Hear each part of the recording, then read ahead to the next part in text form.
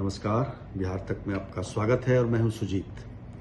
देखिए, केंद्र में भले ही एनडीए की सरकार बन रही हो, एनडीए ने बिहार में 30 सीटें जीत ली हो, लेकिन आंकड़ों पर गौर करने से ऐसा लगता है कि एनडीए का प्रदर्शन बहुत अच्छा नहीं रहा है।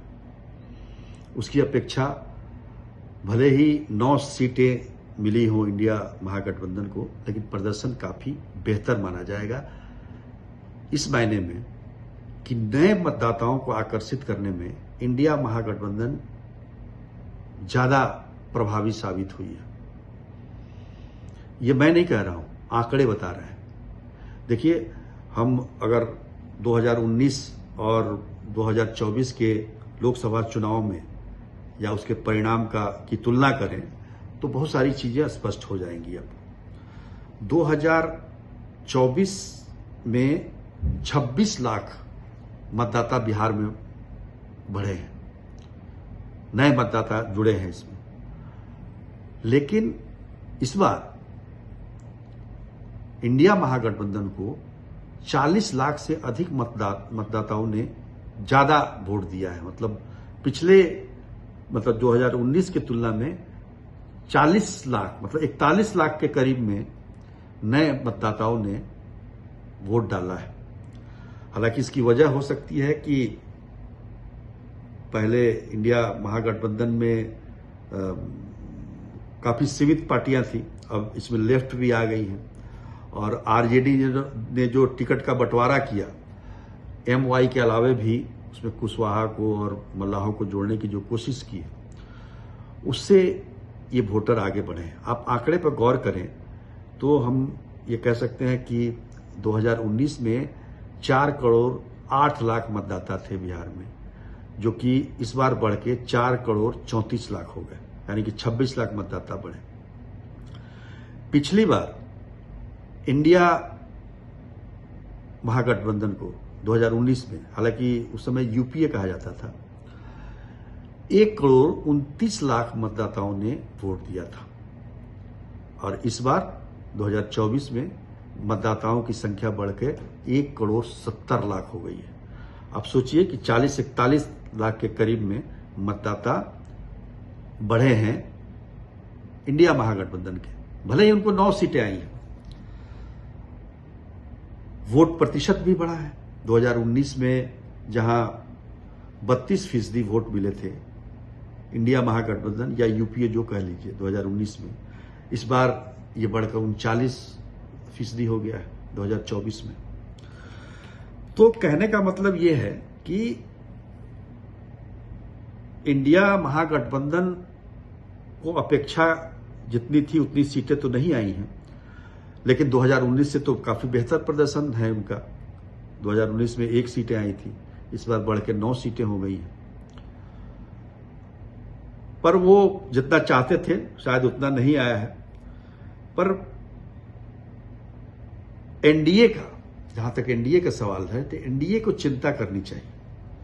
भले ही उनको 30 सीट आ गई है, पर वोट का प्रतिशत उनका काफी नीचे गया है।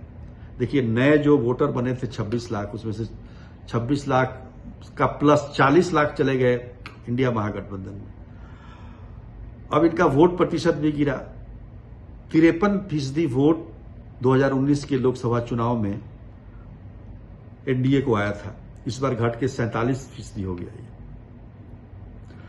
पिछली बार यानी कि 2019 में 2 करोड़ 17 लाख से अधिक मतदाताओं ने एनडीए को वोट दिया था और इस बार ये घट के 2 करोड़ 5 लाख हो गया है।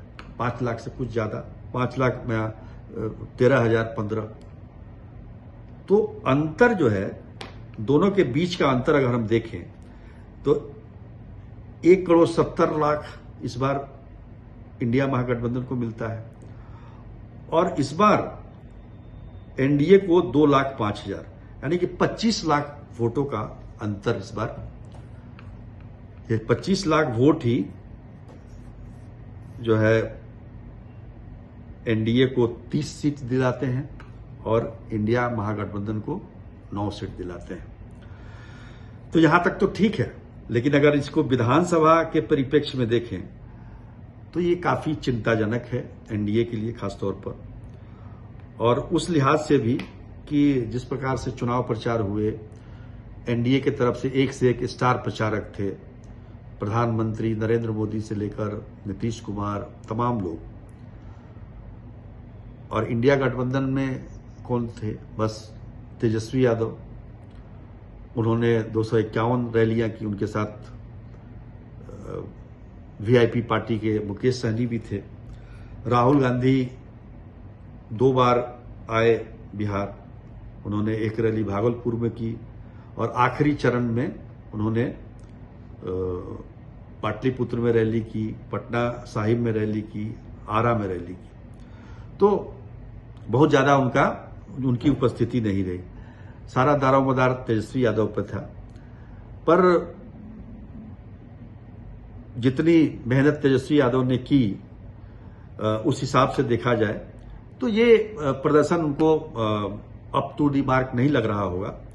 पर विधानसभा के परिप्रेक्ष्य में देखा जाए तो ये प्रदर्शन काफी अच्छा है, और मुझे लगता है कि नए वोटरों को लुभाना, मतलब 26 लाख नए वोटर बने हों और 40 लाख नए वोटर दे दें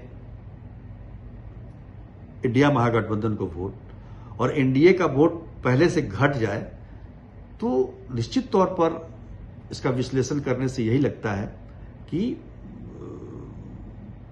भले ही सीट कम आई हो, लेकिन महागठबंधन, इंडिया महागठबंधन का प्रदर्शन काफी बेहतर रहा है, खासतौर पर बिहार में।